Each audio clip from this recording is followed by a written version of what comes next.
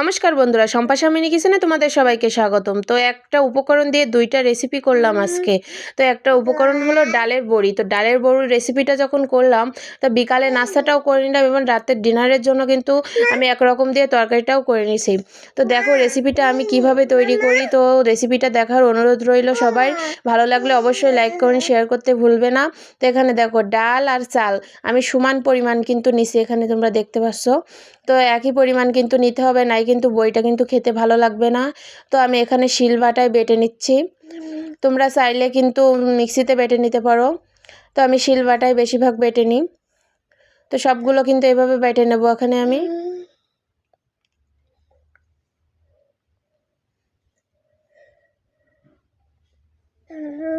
তো দেখো বন্ধুরা, এখানে কিন্তু আমার সব ডাল আর চাল কিন্তু বাটা হয়ে গেছে। এটা কিন্তু আমি রাতেই ভিজিয়ে রাখছিলাম। তোমরা কিন্তু যখন এটা বাটবে তখন কিন্তু আগে থেকে রাত্রেই ভিজিয়ে রাখবে, সকালে এটা বানালে অনেকটা ভালো হয়, বাটতে অনেক সুবিধা হয়। তো সবগুলো আমি একটা পাত্রে তুলে নিচ্ছি এখানে। দেখো অনেকটা হয়েছে। তো আমি দুইটা রেসিপি করব বলে অনেক পরিমাণে ডাল নিছিলাম। তো তোমরা যেমন খাবে তেমন পরিমাণে নিলেই কিন্তু হবে। তো এখানে দেখো কয়টা কাঁচা লঙ্কা, 2 কোয়া রসুন, আদা আর কিছুটা পেঁয়াজ আমি এখানে একটু বেটে নেব, ডালের ভিতরে দেবো। ওই জন্য অল্প করেই নিতে হবে, বেশি কিন্তু দেবো না, অল্প করেই নিচ্ছি। তো এরকম সামান্য মশলা দিলেই কিন্তু হবে, বেশি কিছু দেয়া লাগবে না। তো দেখো এগুলোকে আমি মানে একদম মিহি করে বাটবো না, তো এরকমভাবেই রাখবো। তো এখন এই বাটনাটা এখন মশলাগুলো দিয়ে নেব ডালের ভিতরে। তো ডালের ভিতরে মশলাগুলো দেওয়া হয়ে গেছে। এখন এখানে একটু হলুদ আর লবণ দিয়ে আমি ডালটা মেখে নেব।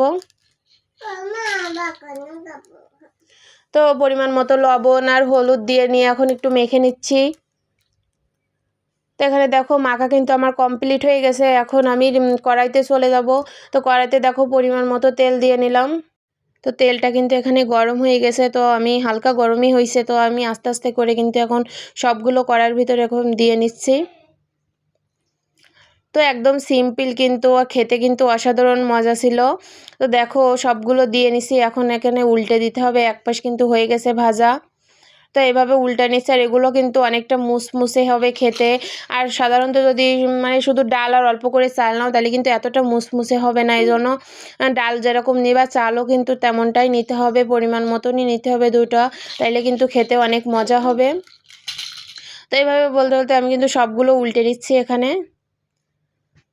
তো এভাবে করে কিন্তু সবগুলো উল্টে নিলাম এখানে। এখন এই পিঠটাও ভেজে নেব ভালো করে।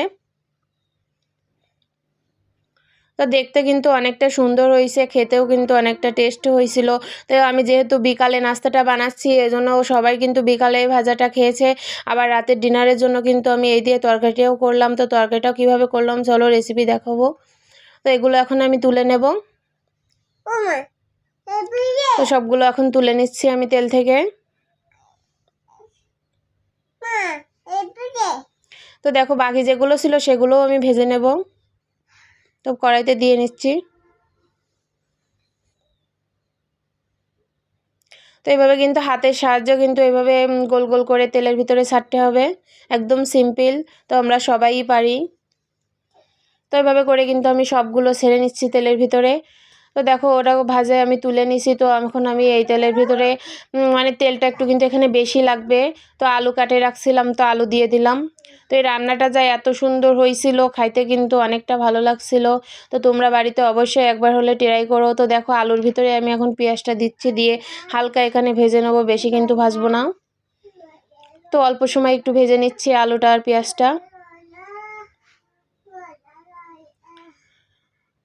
তো দেখো বন্ধুরা, আলু আর পেঁয়াজটা কিন্তু আমি এখানে হালকা করে ভেজে নিছি। এখন বাকি মশলাগুলো এখানে অ্যাড করতেছি। এখানে কাঁচা লঙ্কা, শুকনো লঙ্কা বাটা, জিরে ধনিয়া বাটা, এখানে আছে রসুন বাটা, আদা বাটা, লবণ হলুদ সব কিছু দিয়ে কিন্তু এখন আমি মশলাটা ভালো করে কষাবো আলুর সাথে।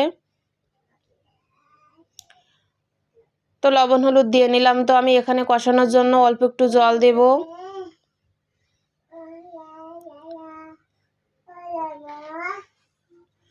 তো এখানে অল্প করে জল দিয়ে নিলাম। এখন উপর থেকে মানে ডালের বড়ি কটাও দিয়ে দেব, সমস্যা নাই কিন্তু, এটা ভয় পাওয়ার কোনো কারণ নাই, এটা কিন্তু ভাঙবে না, কারণ এটা কিন্তু অনেকটা মুসমুসে হয়েছে। তোমরা রান্নাটা দেখেই হয়তো বুঝতে পারবা যে এটা কতটা মানে সুস্বাদু হয়েছে, দেখতেও লবণীয় হয়েছে, কিন্তু এটা কিন্তু কোনোটা ভাঙি নাই। তো তোমরা দেখে তো বুঝতেই পারছো। তো এখন এগুলো আমি আলু আর মশলার সাথে সবগুলো কিন্তু ভালোভাবে কষিয়ে নেবো। আসলে এরকম কষাই নিলে বড়ির ভিতরে যে মশলাটা সেটা কিন্তু ভালোভাবে যায়। তো এভাবে কিন্তু কষাই নিতে হবে ভালো করে। আর বন্ধুরা, যে কোনো জিনিস ভালো করে কষালে কিন্তু সেই জিনিসের স্বাদ ভালো হয়। তো আমাদের যে কোনো জিনিসটা ভালো করে কষিয়ে রান্না করার চেষ্টা করতে হবে। তো দেখো এখানটা দেখতে কতটা লবণীয় হয়েছে, আলুগুলোও কিন্তু প্রায় সিদ্ধ হয়ে গেছে।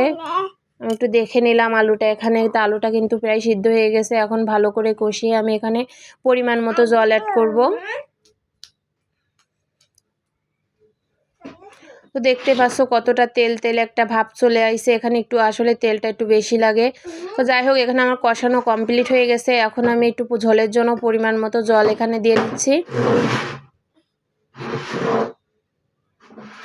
তো দেখো জলটা তো আমার দেওয়া হয়ে গেছে। এখন আমি বাকিটা রান্নাটা করে নেব।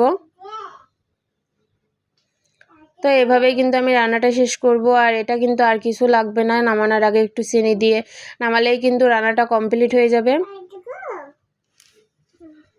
তো দেখতে পাচ্ছ রান্নাটা কিন্তু আমার হয়ে গেছে, কতটা লবণীয় হয়েছে দেখতে, আর খেতেও কিন্তু অসাধারণ হয়েছিল। তো তোমরা বাড়িতে এরকম সিম্পল রান্না ট্রাই করে দেখতে পারো, মাছ মাংসকে হার মানাবে এই রান্না। তো অবশ্যই বাড়িতে ট্রাই করে খেয়ে দেখো। আর ভালো লাগলে অবশ্যই লাইক কমেন্ট শেয়ার করতে ভুলো না। সবাইকে ভিডিওটা দেখার জন্য ধন্যবাদ।